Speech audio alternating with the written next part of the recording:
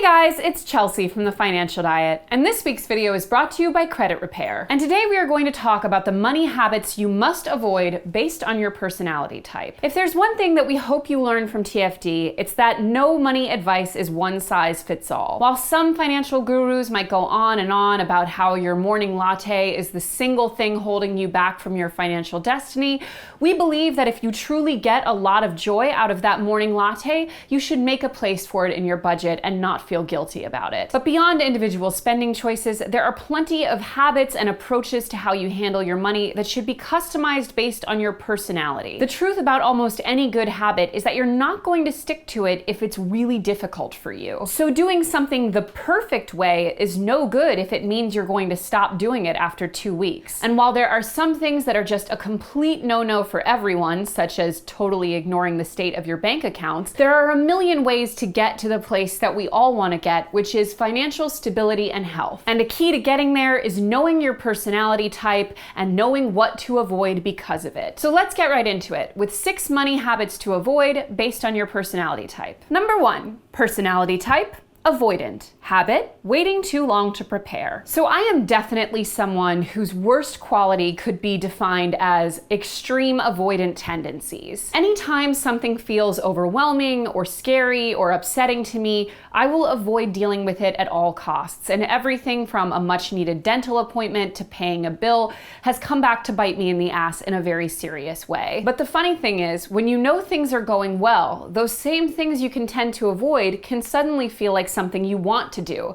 As an example, when you're worried about how much money you have in your bank account, checking it feels like something completely dreadful. But when you know you're doing well, it can almost feel fun to check and just bask in the number. And the truth is, when you have this personality type, it's incredibly easy to wait until the very last day to do something. So one of the biggest steps you can put in place to avoid the potential disaster of being late on something or missing it altogether is to set up tons of reminders and roadblocks for yourself well before the thing has to happen. If, for example, you know you owe a certain bill on a certain day, set up a few reminders beforehand. If you can even write down the due date for something as earlier than it actually is, you may even trick yourself into getting something done early. One thing I've also found is very helpful is to set up little mini celebrations for yourself to reward yourself for doing something you tend to procrastinate on. For me, I've gotten into the habit of going to a nice dinner that I look forward to once I've finally gotten my yearly taxes out of the way, because as a business owner, they are a huge bitch. And as many things as you can put in place to track the things you tend to ignore, such as apps that will send you financial reminders or update you on the status of your various accounts and scores, the better. The point is, if you tend to avoid, you better prepare, and prepare to do things in advance. Number 2, personality type, hesitant. Habit, obsessing over cost per use. So one thing that we tend to stress on TFD is how important it is to think of purchases not just in terms of upfront cost, but in terms of cost per use. When you buy something that seems rather expensive on the surface, but is something that you can use for literal years and get hundreds of uses out of it, you realize pretty quickly that that purchase was a lot better than the alternative of buying something at a lower quality that you would have to frequently replace. Think things like a really high quality pair of winter shoes and coats. But if you're someone who is extremely hesitant to spend money and hates to part with a single dollar, and I know there's a lot of you out there, this thinking about cost per use can become obsessive, and it can become a race with yourself to see how low you can get that number. The truth is, yes, there are probably items in your home that you can work down a little more and get a little bit more use out of, but things aren't meant to be used until they're totally falling apart. So learning to balance getting a good amount of use out of something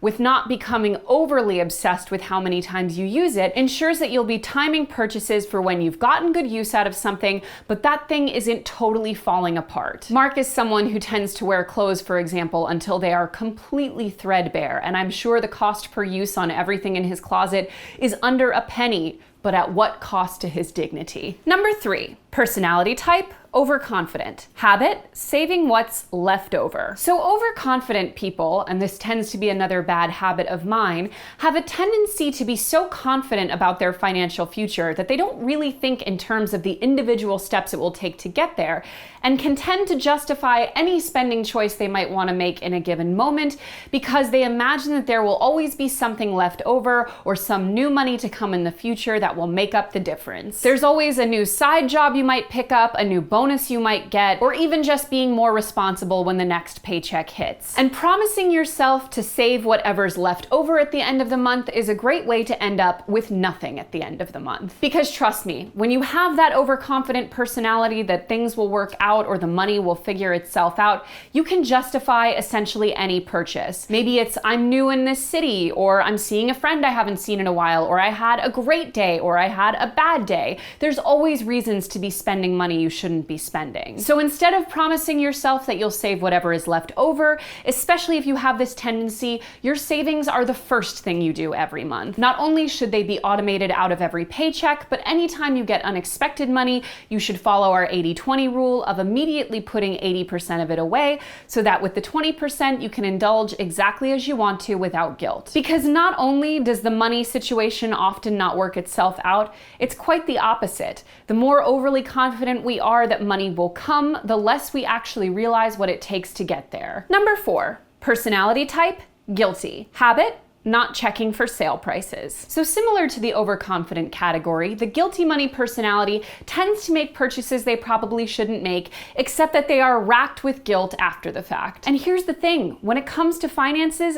guilt is useless. It's not going to undo that purchase, unless you could possibly return it, in which case lean into the guilt and return it. But more importantly, if it's something that's happening over and over again, clearly the guilt is not deterring you from making these bad choices. It's just sort of making you feel okay for it by beating yourself up afterward. And this guilt might come from how you were raised with money. For example, if you were raised with parents who were super cautious about spending, or from something you might have done in your past, like maxed out your credit cards or damaged your credit score. But regardless of what is actually making you feel guilty, one of the best solutions is making sure that the purchases you make are done in the best way you can make them.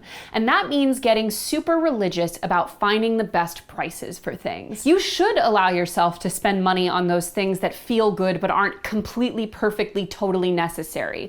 You just shouldn't overspend on them. For me, for example, I've gotten really obsessive about always checking Retail Me Not before I buy something online, which actually almost always has some kind of sale for every store. I honestly don't know what's going on with it. But you can also always ask a clerk at a store about any possible discounts when something might go on sale, or you can even just follow sales online. Many retail stores and even industry magazines and websites will announce sales, so you can be sure to buy things when it's right to buy them. The point is, you can channel that guilt into treating spending like a game where your job is to get the best deal possible, so that when you actually do make the purchase, you can feel good about it. Because honestly, there is no point in walking around guilty for money you've already spent for an outfit you're already wearing. Number 5, personality type, consumerist. Habit, signing up for emails. Point blank, if you are someone who loves to shop, your email is sacred. Never give it to anyone. And the same goes if you're someone who loves to scroll Instagram or Pinterest and feels so envious about what you're seeing. It's so easy for that desire to shop because it feels good, or that desire to shop because it makes us feel less inadequate,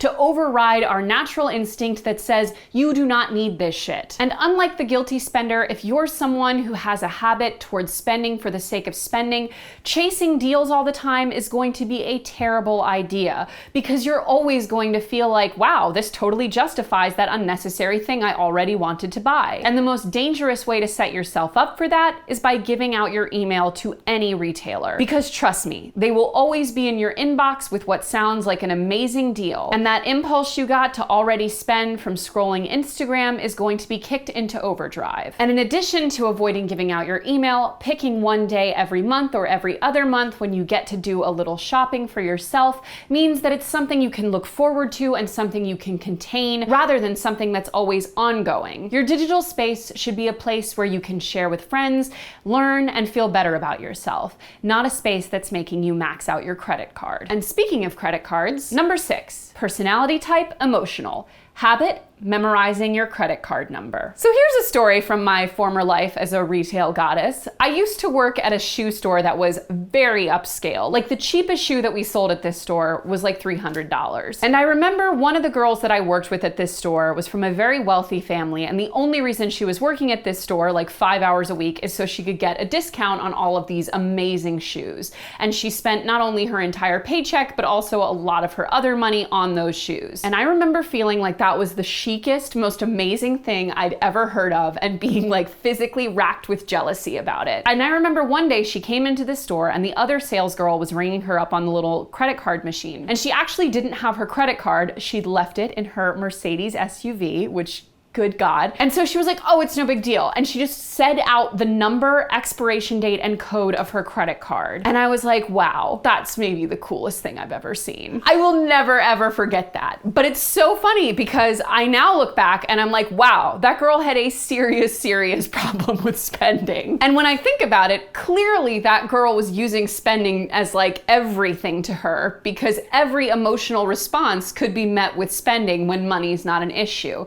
And when you memorize your credit card like that, everything can be an amazing spending moment. But for most of us who are not in the position to be walking into designer shoe stores and reading off your credit card number to the sales girl, like obviously you have to know the store to do that in person, because otherwise it looks like you're stealing someone's credit card. Memorizing a credit card number is especially dangerous online. For so many of us, the few seconds that it takes to get up off your ass from wherever you're browsing the internet, walk over to your purse, get out your wallet, and actually type out your credit card number is the number one thing that will prevent you from making stupid online purchases. Overriding that natural fail-safe button by memorizing the credit card number just means that almost anything you can want on a whim while browsing the internet is something you can have. And if you're someone who tends to be an emotional spender or someone who defaults to buying things because you're bored, which I think we've all been there at some time or another, you are especially vulnerable to having that information right on hand. So above all, make sure that you do not memorize your credit card number or give yourself any easier access than necessary to spend when you feel,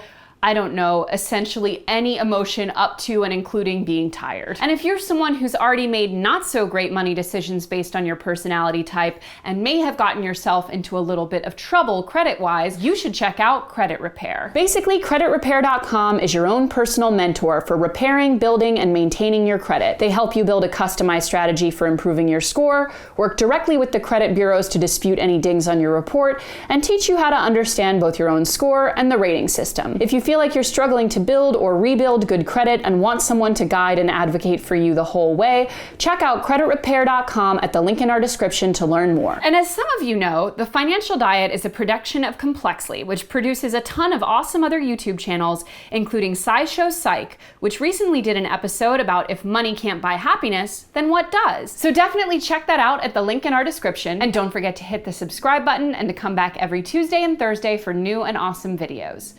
Bye!